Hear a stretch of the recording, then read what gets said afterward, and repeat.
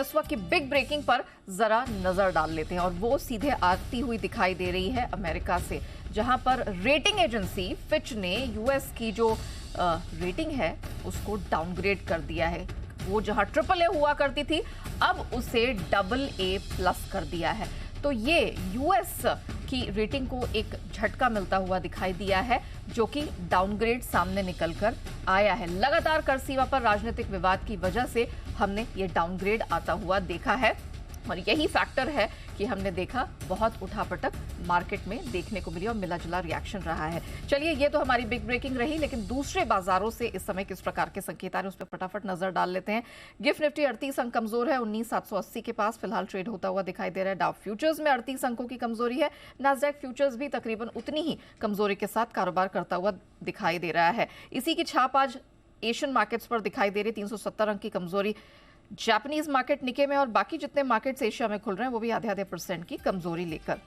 लेकिन मिला जुला सा रिएक्शन हम कमोडिटी मार्केट में देख रहे हैं। कच्चे तेल की तेजी बरकरार है, सोने चांदी की तेजी पर कुछ ब्रेक लगता दिखा है। तो एग्जैक्टली क्या कुछ हुआ है इक्विटी मार्केट में, कमोडिटी मार्केट का क्या है मूड मिजाज, पूरी डिटेल लेकर दीपांशु हमारे साथ शो में शामिल हो चुके हैं। दीप, मॉर्निंग। ये क्या हो गया, एकाएक तो गाड़ी बड़ी तेजी से बुलेट ट्रेन की तरह आगे बढ़ रही थी, फिर फिच के मूड में कुछ आ गया, उन्होंने कुछ किया, क्या रिएक्शन हुआ क्या एग्जैक्टली? तो खबर बाजार बंद होने के बाद आई है। तो जो मार्केट का एक्शन है वो इस खबर को कैप्चर नहीं करता है, इसलिए आप फ्यूचर्स में आज सुबह ज़्यादा एक्शन देख रहे हैं। हालांकि निचले स्तरों से डाउ फ्यूचर्स भी थोड़ा रिकवर हुए हैं, गिफ्ट निफ्टी भी हल्की ही गिरावट दिखा रहा है। एशिया के बाजारों में भी उतना भारी इंपैक्ट नहीं आ रहा है, बाजार इसको और समझेंगे। बट 2-3 घंटे पहले ही ये डाउनग्रेड की खबर आपको आती हुई दिखी, तो अभी बाजार इसको पचा रहा है। क्या एक्चुअल इंपैक्ट होगा वो तो आपको बग्गा साहब क्लियरली बताएंगे जो जुड़ने वाले हैं आपके साथ। बट मैं आपको एक बेसिक डिटेल देता हूं कि क्या क्या हुआ है। इतिहास में सिर्फ दूसरी बार हमने देखा है यूएस डाउनग्रेड आपको होते हुए दिखा है। फिच ने यूएस की रेटिंग डाउनग्रेड करी है, ट्रिपल ए से रेटिंग घटाकर डबल ए प्लस ये रेटिंग कर दी गई है। इन्होंने क्लियर वजह दी है और वो है कि लगातार जो कर्ज सीमा पर आप देखते हैं वाद विवाद होता रहता है सरकारों के बीच, हर 2-3 साल ये डेट सीलिंग की बात आती है, शटडाउन होने वाला होता है और फिर आखिरी मिनट में हम देखते हैं कि ये डील हो जाती है। इसकी वजह से जो बाजार का कॉन्फिडेंस है यूएस गवर्नेंस सिस्टम पर वो लगातार कम होते हुए जा रहा है और इसके चलते ये डाउनग्रेड उन्होंने किया है। तो क्लियर वजह है कि हर बार कर्ज सीमा पर वाद विवाद होता है, आखिर में डील होती है, बहुत सारे कॉम्प्रोमाइजेस होते हैं, कई सारे स्पेंडिंग कट्स होते हैं, इसकी वजह से ये डाउनग्रेड उन्होंने किया है। और ये क्लियर मैसेज दे रहे हैं पॉलिटिकल गवर्नेंस को कि बाजार का आपके गवर्नेंस स्ट्रक्चर पर कॉन्फिडेंस धीरे धीरे कम होते हुए दिख रहा है।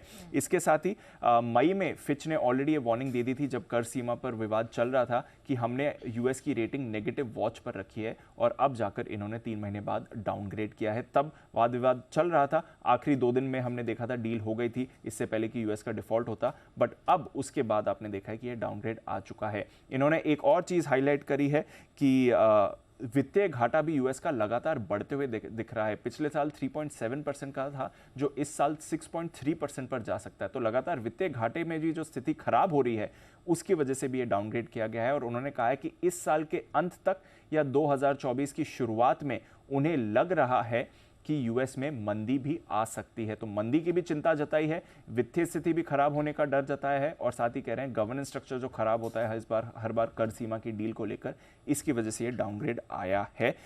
इससे पहले आखिरी बार यूएस जब डाउनग्रेड हुआ था तो 2011 में, 12 साल पहले हुआ था, जब S&P ने डाउनग्रेड किया था। तब भी ऐसी कुछ डिफॉल्ट की बातें चल रही थी और तब भी वो डर फैला हुआ था।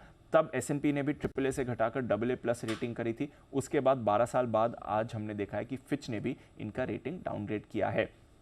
बाजार पर क्या इंपैक्ट होगा वो तो आपको बग्गा सर और अनिल जी आपको बता पाएंगे। बट कल यूएस मार्केट्स इस खबर से पहले ही बंद हो चुके थे, तो यूएस मार्केट्स का जो सेशन था वो ठीक ठाक था, बहुत ही सीमित दायरे में कारोबार आपको होते दिखा। नतीजों पर एक्शन ज्यादा आया, स्टॉक स्पेसिफिक एक्शन था, बट हाँ डाउ पर लगातार वैसे आपने 3 दिन तेजी देखी है, 70 पॉइंट कल डाउ बंद हुआ है ऊपर, हालांकि हल्की बढ़ती थी। इंट्राडे में एक अच्छा उछाल जरूर डाउ में आपने आते हुए देखा था। नैस्डैक और रसल 2000 0.4% नीचे थे, S&P में भी आपने थोड़ी गिरावट देखी है। 10 साल की बॉन्ड यील्ड कल बढ़कर 4% के ऊपर गई, तो वहां से भी थोड़ा दबाव आते हुए दिखा। कंज्यूमर शेयर्स में आपने बिकवाली देखी थी, टेस्ला का शेयर पर दबाव था। नतीजों के बाद हमने देखा फाइजर करीब 1.25% फिसला है। उबर की गाइडेंस काफी कमजोर थी, जिसकी वजह से यहां पर 0.6% की गिरावट आई। Stock specific, earning specific reason था, और आज भी कुछ ज्यादा बड़े नंबर्स नहीं आने वाले, तो कुछ ऐसा खबरों के दम पर रिएक्शन और कहीं नहीं है। यूरोप में आपने कल बड़ी गिरावट देखी है, आधे से 1.25% यूरोप के डेटा, यूरोप के बाजार गिरते हुए देखे, क्योंकि डेटा काफी कमजोर था। उनका जो मैन्युफैक्चरिंग आंकड़ा आया है वो 3 साल में सबसे कम, यानी कि 3 साल के निचले स्तर पर आया, तो वहां से यूरोप के सेंटीमेंट पर आपने कल जरूर असर पड़ते हुए देखा। कमोडिटीज आज सुबह आप देख रहे हैं थोड़ी रिकवरी आई है, बट कल कमोडिटी बाजार में भी आपने गिरावट आती हुई दिखी थी। इस यूरोप के गिरावट का भी असर था, और साथ ही डॉलर इंडेक्स की मजबूती का भी था। तो सोना करीब ऊंचाई से $20 कल लुढ़का जरूर था। हालांकि आज सुबह आप देख रहे हैं कच्चे तेल में खरीदारी हो रही है, $85 के ऊपर ही ब्रेंट ट्रेड कर रहा है। इस हफ्ते ओपेक प्लस की बैठक भी है, उस पर भी आपकी नजर रहेगी। बेस मेटल्स में कुछ ज्यादा बड़ा एक्शन नहीं है, इनफैक्ट कल थोड़ी गिरावटें होती हुई दिखी है। बट हाँ, आज सुबह की बड़ी खबर तो ये यूएस का डाउनग्रेड ही है। बिल्कुल।